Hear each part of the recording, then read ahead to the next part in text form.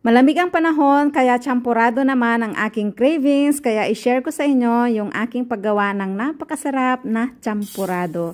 Meron tayong 2 cup ng glutinous rice at huhugasan lang muna natin ng kahit isang beses lang. Pagkatapos ay i-drain ko lang ang tubig at ilalagay na sa aking kaserolang paglulutuan. Maglalagay naman ako ng malinis na tubig, yung sapat lang parang magsasaing ka lang ng pangbiko. At lulutuin po natin ito in medium fire lang para hindi mabigla yung ating malagkit dahil kaunti lang nga yung ating itinubig. Napakalakas nga po ng hangin ngayon at masarap mag food trip kaya nag-isip na naman ako ng pangmeryenda. Hinahalo-halo ko lang from time to time para hindi magkakadikit-dikit yung ating mga sticky rice. Ihahanda ko na yung ating Hershey's cocoa powder, kalahating cup po ang ilalagay natin sa 1 cup na mainit na tubig. Hahalu-haluin po natin ito hanggang sa malusaw o hanggang wala ng lumps na ganyan. Natuyuan na yung ating malagkit, katulad ng sinabi ko sa inyo kanina, lagi natin itong hahalu-haluin para hindi masunog o magkadikit-dikit. Nakuha na rin natin yung gusto nating ma-achieve. Medyo luto na kaya ilalagay ko na yung coconut milk. Meron akong 250 ml yung naka-tetra pack lang na coconut milk, pero kung meron kayong fresh na gata ay mas mainam. Hahalu-haluin pa rin natin at lulutuin pa rin sa mahinang apoy at ilalagay ko na ang kalahating cup ng brown sugar. So sa paglalagay po ng asukal, para sa akin ay mas okay yung medyo matabang-tabang. Ayoko ng sobrang tamis sa ating champurado at i-adjust nyo na lang. Pwede kayong mag-add kung gusto nyo ng mas matamis pa. Ilalagay naman natin yung ating cocoa powder na i-dissolve sa tubig kanina at hahalu-haluin natin. Dito ay medyo tuloy-tuloy na yung pagkahalo para pantay ang pagkakaluto, para mahalong mabuti yung ating tsokolate at para hindi dumikit sa ilalim ng kasirola. So, okay, naluto na ang ating champurado. I-set aside ko lang muna at magpiprito naman tayo ng kapares nitong tuyo. Habang hinihintay, magdidilig-dilig muna ako dahil piprituhin natin ito ng tosta. Yung mahinang apoy lang sa maraming mantika para ma-achieve natin yung tostado na tuyo. So, ready na ang lahat. Ganyan ang itsura ng ating champurado dahil medyo lumamig na dahil nga malamig ang panahon. At iserve na natin ito, of course, samahan natin ng gatas.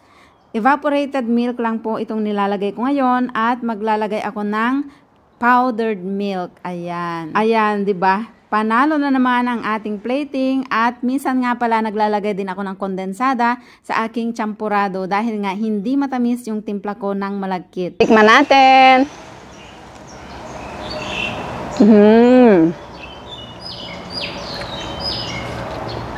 Of course, tuyo.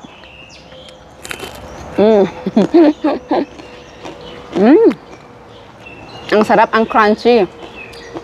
Ganyan ang gusto nating champurado, yung malapot-lapot.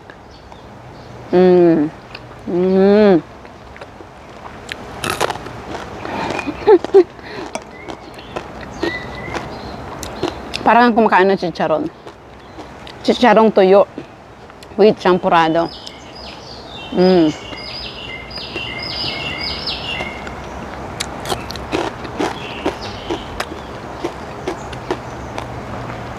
Masarap kapag medyo malamig-lamig na. At ang timpla ko po ay hindi ganun katamis. Kung gusto niyo ng mas matamis, dagdagan niyo na lang yung recipe na ginawa natin.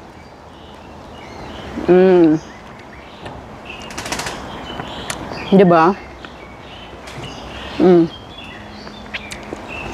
Lapot, tuyo, and champurado.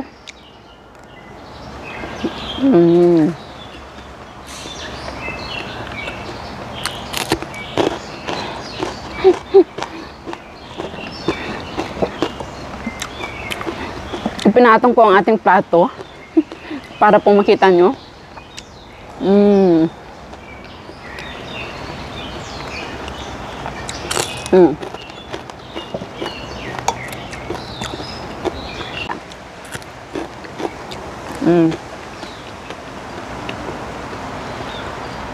Napakalakas po ng hangin. Lumipad po yung aking paso kanina, nabasag. Sarap!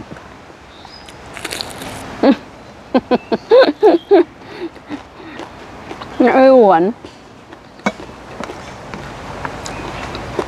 Hindi nga po pala maalat ang tuyo dito sa Thailand. Pwede mo siyang papagpapakin na ganun. Unlike sa tuyo natin na super kasing alat talaga ng dagat. Kaya marami pong nag-comment sa aking video tungkol sa paggawa ng gourmet tuyo. Bakit ko pa daw nilagyan ng asin yung aking olive oil meron ng tuyo. Dahil nga po hindi mapait.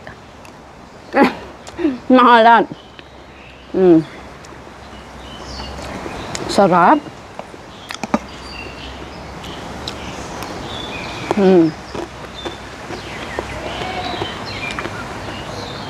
At kinulang ang ating tuyo. Sumasayaw po yung ating plato. Pasensya na. Pati tinik. Crunchy ang tinik.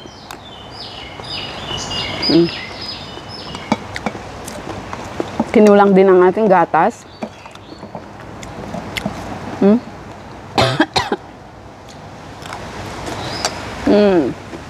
Ayan, kumuha po ulit ako ng tuyo dahil kinulang. At para po sa ating mga kababayan na kaumami na hindi makahanap ng powdered milk dito sa Thailand, mahahanap po ito sa Macro or sa Tops Market. Ito po siya, milk. Baliktad ang aking pagkakabukas. Full cream milk powder. Alam ko nagkakaubusan ng mga Bear brand dito na galing dyan sa atin. Kaya pwede nyo po itong gamitin pang alternative sa ating Bear brand. Sarap.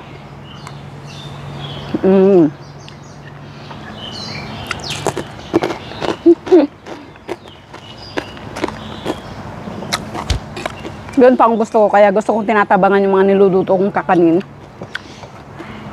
Para hindi ka agad maumay.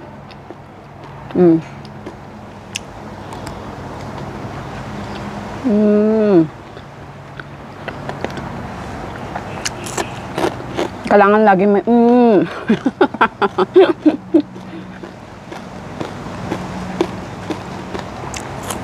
diba? So, ayan mga kaumami, subukan nyo po ang ganitong recipe. I'm sure magugustuhan nyo rin. At kung nagustuhan nyo po ang video, paki-share naman. Baka ikaw naman nagsusunod na mapadalahan natin ng 1 kilo ngayong Biyernes or 5 kilo sa darating na Pasko. 3 kaumami po yung ating papadalahan bilang pasasalamat sa laging panonood, pag-comment at pag-share. Para madaling mapili, lagi pong manood, syempre, naka-follow at mag-comment po kayo ng ayon sa mga napapanood at nakikita nyo sa video. And syempre, lagi pong mag-share kung nagustuhan nyo pong video. Bye!